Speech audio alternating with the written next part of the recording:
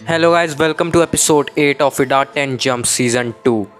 Guys episode 8 आ चुका है आपके लिए। और गाइस एपिसोड 8 को स्टार्ट करने से पहले मैं आपसे एक बात पूछना चाहता हूँ कि आपको मेरी वॉइस में क्या बदलाव दिख रहा है। मतलब वॉइस आपको कैसी लग रही है, वैसी सेम टू सेम लग रही है या फिर थोड़ी सी अलग लग रही है? क्योंकि मैंने एक नया माइक ख़रीद लिया है जो बोया का माइक है, तो इससे मेरी आवाज़ थोड़ी डिफरेंट हो गई होगी। और साथ ही साथ गाइस अगर ये एपिसोड थोड़ा लेट हो गया होगा तो उसके लिए भी माफ़ कर देना। गाइस मैं जब भी एपिसोड लेट लाता हूँ ना, तो इसका मतलब ये होता है कि मैं उसमें बहुत ही ज़्यादा डीप में वर्क कर रहा होता हूँ। और गाइस मेरा यही काम है कि मैं आपको अच्छे से अच्छे एपिसोड्स दूँ, बेकार एपिसोड्स तो दे नहीं सकता। इसलिए मैं इतना टाइम लेता हूँ। और टाइम इसलिए लेता हूँ मैं इतना, ताकि मेरे पास अच्छे से अच्छे मेरा दिमाग में आ सके वो स्टोरी, और अच्छे से मैं एपिसोड्स बना सकूँ। तो अगर गाइस मेरे एपिसोड्स लेट आते होंगे तो यार उसे भी एक्सेप्ट कर लिया करना। और साथ ही साथ गाइस मैं आपसे थैंक यू भी कहना चाहता हूँ, क्योंकि हमारा जो पिछला एपिसोड जो एपिसोड 7 था गाइस, उसमें बहुत ही तेज़ी से व्यूज़ बढ़े और उसमें बहुत ही अच्छे अच्छे कमेंट्स और बहुत ही अच्छे अच्छे लाइक्स देखने के लिए मिले मेरे को। तो मैं कोशिश करूँगा कि मैं हर एपिसोड 7 जैसा बनाऊँ। और गाइस साथ ही साथ ना, एक कमेंट में किसी ने मेरे से पूछा था, ये क्वेश्चन पूछा था जो सीज़न 1 से रिलेटेड ही था डार्ट एंड जंप के, कि भाई होसुके एक्सोन का राजा है और वो फिर भी लास्ट एपिसोड में, सीज़न 1 के लास्ट एपिसोड में शो के साथ उसी के वर्ल्ड में क्यों आ गया था? जबकि वो एक्सोन का राजा है तो उसे एक्सोन में ही होना चाहिए था। तो भाई मैं इस क्वेश्चन का आंसर एक वीडियो के थ्रू दूंगा, जो वीडियो मैं अगली डालूँगा। एपिसोड 8 के बाद जो वीडियो मेरी आने वाली है वो इसी टॉपिक पर होगी, तो बिल्कुल भी चिंता मत करो। और गाइस सब ये वीडियो आप देख लेना, क्योंकि ये वीडियो कहीं ना कहीं मेरे सीज़न 2 से भी रिलेटेड होगी। और गाइस मैं ये भी बोलना चाहता हूँ साथ ही साथ, एपिसोड 8 को स्टार्ट करने से पहले थोड़ा सा और टाइम ले रहा हूँ मैं, कि ये इम्पॉर्टेंट बात है गाइस। क्योंकि ना गाइस अब जो मैं एपिसोड्स लाने वाला हूँ ना, उन्हें पूरे ध्यान से सुनना, क्योंकि ना एक एक चीज़ इन एपिसोड्स में मैटर करेंगी जो अब एपिसोड्स आने वाले हैं। और बहुत ही जल्द हमारे एपिसोड्स में शो और उसके साथ ही कुछ 1-2 एपिसोड बाद पहुंचने वाले एक्स सिटी में, तो वो भी बहुत ही इंपॉर्टेंट होगा। वो सीन बहुत इंपॉर्टेंट होगा जब वो सब मिलेंगे एक दूसरे से। तो इन एपिसोड्स को बस देखते जाओ आप। और जो नए हैं चैनल पे गाइस, सब्सक्राइब कर दो, लाइक कर दो, क्योंकि बहुत ही औसम वीडियोस आती रहती है इस चैनल पर। तो चलो गाइस स्टार्ट करते बिना किसी और टाइम को वेस्ट करे।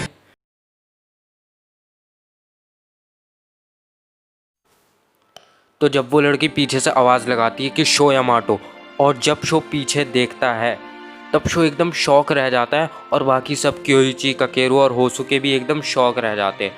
क्योंकि जिस लड़की ने पीछे से शो को आवाज़ लगाई होती है वो मकोटो शीडो होती है। बहुत से लोगों ने सही आंसर दिया था कि वो मकोटो शीडो होती है, क्योंकि वो मिस यू की भी हो सकती थी, इसलिए कोई भी गारंटी नहीं थी उसकी। अब शो और बाकी सब मकोटो को देखकर काफ़ी खुश हो जाते हैं, क्योंकि उन्हें फाइनली मकोटो तो मिल चुकी होती है। मगर मकोटो उनसे दूर बहुत साइलेंट मोड में खड़ी होती है, जैसे कि वो उन्हें जानती ही नहीं।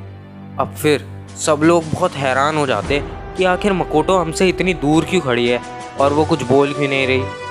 फिर शो मकोटो से बात करने के लिए आगे बढ़ रहा होता है और बोलता है, मकोटो हमें तुम्हें देखकर बहुत ही ज़्यादा खुशी हो रही है, और हम इस बात से भी खुश है कि तुम बिल्कुल ठीक हो, तुम्हें कुछ भी नहीं हुआ है। शो बोलता रहता है, और एक तरफ क्योइची अपने मन में ये सोच रहा होता है कि कुछ तो गड़बड़ है, मकोटो आखिर कुछ बोल क्यों नहीं रही है। फिर शो मकोटो के पास जाते जाते कहता है, मकोटो आखिर तुम कुछ बोल क्यों नहीं रही हो, तुम इतनी चुप क्यों हो?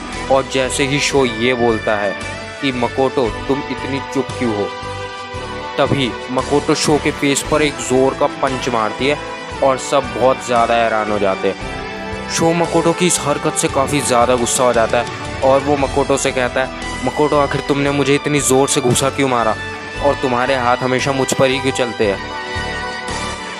तब थोड़ी देर के लिए सब लोग शांत हो जाते हैं, और तभी मकोटो शो से कहती है कि शो मैं तुम्हें एक इडाटन बैटल के लिए चैलेंज करती हूँ। शो और बाकी सब मकोटो की ये बात सुनकर काफ़ी ज़्यादा हिल जाते हैं कि मकोटो ये क्या बोल रही है।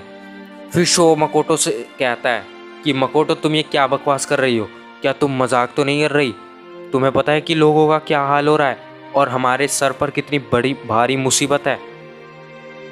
फिर क्योइची भी अपनी बहन मकोटो के ये बात सुनकर गुस्से से उसकी तरफ बढ़ता है और मकोटो से कहता है, मकोटो तुम ये बात जानती हो कि एक्सोन और हमारी दुनिया में क्या इफ़ेक्ट्स पड़ रहे हैं और लोग कितनी बड़ी मुसीबत और बुरे हाल में हैं। हम तो ये भी नहीं जानते कि वो बुरे राइडर्स हम पर कब और किस वक्त हमला कर दे। अगर हम में से किसी को भी इराटन बैटल के वक्त चोट लगी तो हम ऐसी कंडीशन में आ जाएंगे कि हम उन बुरे लोगों का सामना भी नहीं कर पाएंगे और हमारे लिए एक्स सिटी पहुँचना इम्पॉसिबल हो जाएगा। एक दूसरे से डाटन बैटल करके अपनी एनर्जी वेस्ट करने से अच्छा ये होगा कि हम अपनी सारी एनर्जी उन राइडर्स को हराने में लगाए। मगर फिर भी तुम शो को चैलेंज कर रही हो। मकोटो क्योइची की ये बात सुनकर गुस्से से उसे कहती है, मैंने सिर्फ शो को चैलेंज करा है, तुम्हें नहीं, समझ गए क्योइची। अब क्योइची मकोटो की ये बात सुनकर काफ़ी ज़्यादा घबरा जाता है और बहुत डिसअपॉइंट हो जाता है। बाकी सब भी काफ़ी ज़्यादा कंफ्यूज रहते हैं कि मकोटो ने क्योइची से पहली बार इतनी बदतमीज़ी से बात करी है। क्योइची भी सोच रहा होता है कि मैंने नहीं सोचा था कि मकोटो मुझसे इस तरह से बात करेगी। फिर शो मकोटो के इस बिहेवियर को देखकर कहता है कि मकोटो क्या तुम अपने सारे डिसिप्लिन्स भूल गई हो। मकोटो कहती है, मुझे सिर्फ तुमसे रेस करनी है शो। फिर शो भी मजबूरी में मकोटो से रेस करने के लिए मान जाता है और कहता है, ठीक है, मैं तुम्हारे साथ रेस करूँगा मकोटो। ये सुनकर मकोटो शो से कहती है, बहुत अच्छे। अब क्योइची भी कहता है कि मकोटो तुम्हारे पास तो कोई बाइक भी नहीं है तो तुम शो से रेस कैसे करोगी। फिर मकोटो क्योइची से कहती है कि मेरे पास बाइक है और मकोटो एकदम से पीछे मुड़ती है और सब लोगों को मकोटो के पीछे एक बाइक देखने के लिए मिलती है जो होती है नेपट्यून। अब नेपट्यून में से भी वही ब्लैक फॉग निकल रहा होता है जो हमने एपिसोड 1 में देखा था कि सब बाइक्स के अंदर से एक ब्लैक फॉग निकल रहा होता है। इंपीरियल ड्रैगन और टाइगर की बाइक में से भी एक ब्लैक फॉग निकल रहा होता है। अब शो क्योइची ककेरू वकेरू जो भी आए थे उनके वर्ल्ड से, अपने वर्ल्ड से एक्सोन में आए थे, वो सारे के सारे एकदम हैरान हो जाते हैं कि मकोटो की नेपट्यून तो हम यहाँ पर लेके आए ही नहीं थे, तो फिर वो इस दुनिया में आखिर आई कैसे। फिर मकोटो एकदम से उन्हें चुप करा देती है और कहती है, चुप रहो और मेरे साथ रेस करने की तैयारी करो। वो कहती है कि मैं तुम्हें एक रेस ट्रैक पर ले चलती हूँ। अब मकोटो उन सबको उस रेस ट्रैक पर लेकर चलती है और वो लोग जंगल के रास्ते से चलते चलते काफ़ी ज़्यादा खुली जगह पर निकलते हैं और उस खुली जगह पर काफ़ी सारे टूटे फूटे घर होते हैं और वो जगह पूरी की पूरी पानी से भरी हुई होती है। साथ ही साथ वो जहाँ पर अपने कदम रख रहे होते हैं वहाँ पर उनके पैर पानी में डूब रहे होते हैं पूरी तरह से। अब ककेरू इस ट्रैक को देखकर शो से कहता है कि शो, ये ट्रैक पूरा का पूरा पानी से भरा हुआ है और इस ट्रैक पर मकोटो को सबसे ज़्यादा फ़ायदा मिलेगा क्योंकि मकोटो की बाइक नेपट्यून होती है जो पानी में सबसे तेज़ चलती है। फिर ककेरू के पास एक बैग होता है और वो उस बैग में से एक टायर निकालता है और शो को दिखाकर कहता है, हमारे पास सब कुछ रेडी करने का इतना टाइम नहीं था, इसलिए मैंने अपने साथ कुछ इम्पोर्टेंट चीज़ें रख ली थी। ये देखो, ये टायर मैंने बनाया है। इन टायर्स की ये खासियत है कि ये तुम्हें पानी में भी उतनी ही स्पीड देंगे जितनी तुम्हें नॉर्मल ट्रैक पर मिलती है और हमेशा मिलती रही है शो। और तुम जितनी भी स्पीड से शार्प टर्न्स लोगे तो तुम्हारे फिसलने का कोई भी चांस नहीं होगा। ककेरू का कहने का ये मतलब होता है क्योंकि कोई भी चांस नहीं होगा, इसका मतलब ये होता है कि जब भी शो एकदम से टर्न लेगा, मतलब एकदम से पूरी स्पीड से अपनी बाइक को घुमाएगा, तब उसके बिल्कुल भी पानी में फिसलने का कोई भी डर नहीं होगा और वो बिल्कुल भी नहीं फिसलेगा। और आगे ककेरू कहता है, तुम इसलिए नहीं फिसलोगे क्योंकि इनकी ग्रिप्स बहुत ही ज़्यादा स्ट्रॉन्ग है। शो ककेरू की बातें बहुत ध्यान से सुन रहा होता है और तभी ककेरू कहता है कि शो, तुम्हें बहुत सावधान रहना होगा क्योंकि यहाँ पर मेरी उम्मीद से काफ़ी ज़्यादा पानी है और मैंने इतने ज़्यादा पानी के लिए इन टायर्स को नहीं डिज़ाइन किया है। हो सकता है कि इतने ज़्यादा पानी में ये टायर्स तुम्हें उतनी स्पीड ना दे पाए जितनी स्पीड ये दे सकते हैं। और हाँ, अगर तुम्हें इन टायर्स की 100% एबिलिटी यूज़ करनी है तो तुम्हें रेस करते वक्त कोई ऐसा तरीका ढूंढना होगा जिससे ये टायर्स वैसे ही काम करे जैसा तुम चाहते हो। शो ककेरू की बात सुनकर कहता है, ठीक है ककेरू, मैं ढूंढ लूँगा और तुम मेरी बाइक को फाइन ट्यून कर दो ताकि मुझे रेस में इसके अलावा और कोई भी प्रॉब्लम ना हो। अब ककेरू शो की बाइक में एडजस्टमेंट्स करने लग जाता है और आर्थर और कोई उन दोनों के लिए ड्राइव लॉन्चर निकालते हैं। और एक तरफ शो ये सोच रहा होता है कि आखिर ऐसा क्या हो गया कि मकोटो ने मुझसे एकदम से चैलेंज कर दिया मुझे, और वो ऐसे बिहेव कर रही है जैसे कि वो हम लोगों को जानती ही नहीं, सिर्फ वो हमारे नाम जानती है। क्योइची भी ये सेम बात सोच रहा होता है और शो क्योइची के कंधे पर हाथ रख के कहता है, तुम घबराओ मत क्योइची, सब कुछ ठीक हो जाएगा। शायद मुझे मकोटो को हराने के बाद कुछ पता चले। अब उन दोनों के लिए ड्राइव लॉन्चर आ जाते हैं और शो ड्राइव लॉन्चर के साइड वाली जगह को देखकर सोचता है कि जब वो रेस करता था तब उसे एक अच्छा स्टार्ट देने के लिए ककेरू के साथ मकोटो भी होती थी, मगर अब पता नहीं क्या हो गया है। अब ककेरू शो से कहता है कि शो, मैंने फ्लेम काइज़र में कुछ ज़रूरी एडजस्टमेंट्स कर दिए हैं और इसमें मैंने बहुत स्ट्रॉन्ग ब्रेक्स भी लगा दिए हैं, जिससे तुम्हें रेस में बहुत मदद मिलेगी।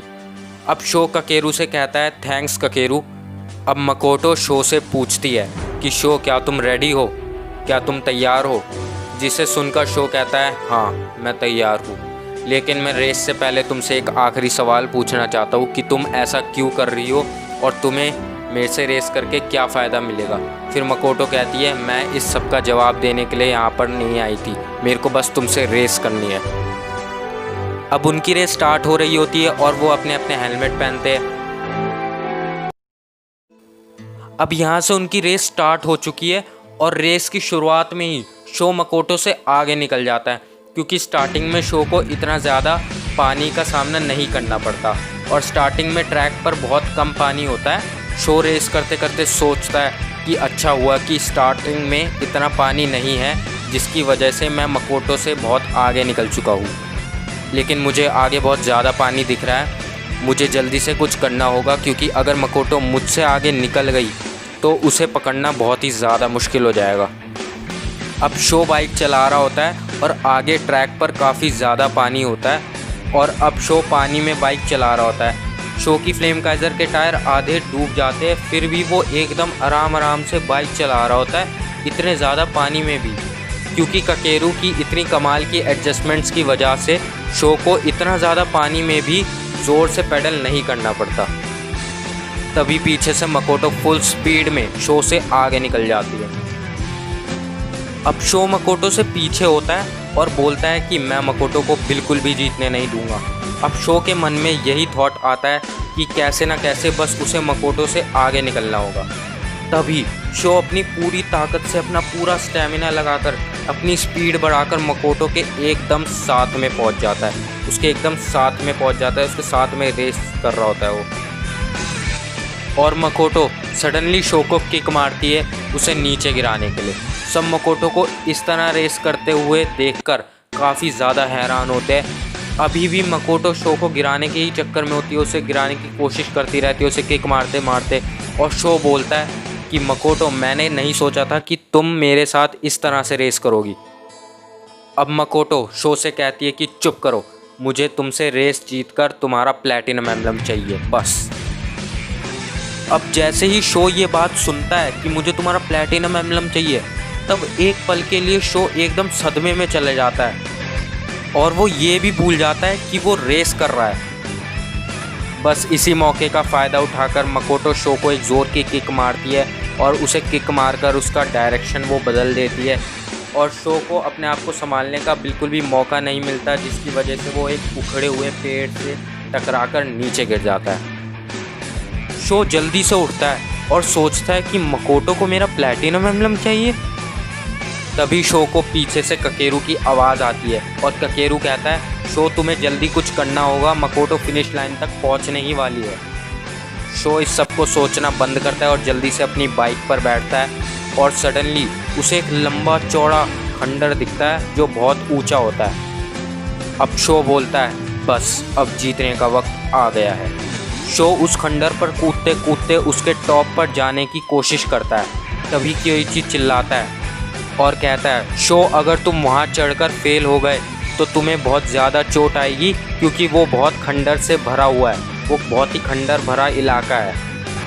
अब शो वहाँ से टॉप पर जाकर इडाटन जंप कर देता है। मकोटो फिनिश लाइन तक पहुँचने के लिए कुछ सेकंड ही दूर होती है और कहती है कि तुम हारने वाले हो शो। तभी वो पीछे देखती है तो उसे एक बड़ा सा ईगल नज़र आता है जो शो होता है, क्योंकि जैसा कि हम सबको पता है कि शो इडाटन जंप मारकर एक ईगल में ट्रांसफॉर्म हो जाता है और वो ईगल से एकदम तेज़ी से बढ़ रहा होता है मकोटो की तरफ। अब मकोटो इससे पहले कुछ कर सके, शो उसके ऊपर से फिनिश लाइन पर पहुंच जाता है और वो रेस जीत जाता है। अब जब शो मकोटो से रेस जीत चुका होता है तब सारे के सारे क्योइची आर्थर सारे भाग के आ जाते हैं शो और मकोटो के पास उन्हें देखने के लिए कि वो ठीक है। और उसी के बाद अब शो मकोटो की बाइक नेपट्यून पर एक काला सा एम्बलम देखता है जो पूरा ब्लैक कलर का होता है। शो जैसे ही उसे लेता है तो गाइस यहीं पर हो जाता है हमारा एपिसोड का दी एंड। ये एपिसोड 8 था हमारा। और गाइस एपिसोड 9 को आने में अभी थोड़ी देर लगेगी, ठीक है ना। मैं और उसे अच्छे से बनाने की कोशिश करूँगा, इससे भी अच्छा एपिसोड लाने की कोशिश करूँगा मैं, ठीक है ना। इसलिए थोड़े से दिन लगेंगे और जो अगली वीडियो आने वाली है वो उसी पर होगी जिसने सब्सक्राइबर ने जो सजेस्ट करा था, ठीक है ना। तो यार अगर आपको वीडियो पसंद आई होगी तो यार लाइक कर देना इसे, और इससे भी अच्छी वीडियो लाने वाला हूँ मैं एपिसोड 9 में, ठीक है ना। तो तब तक के लिए गुड बाय।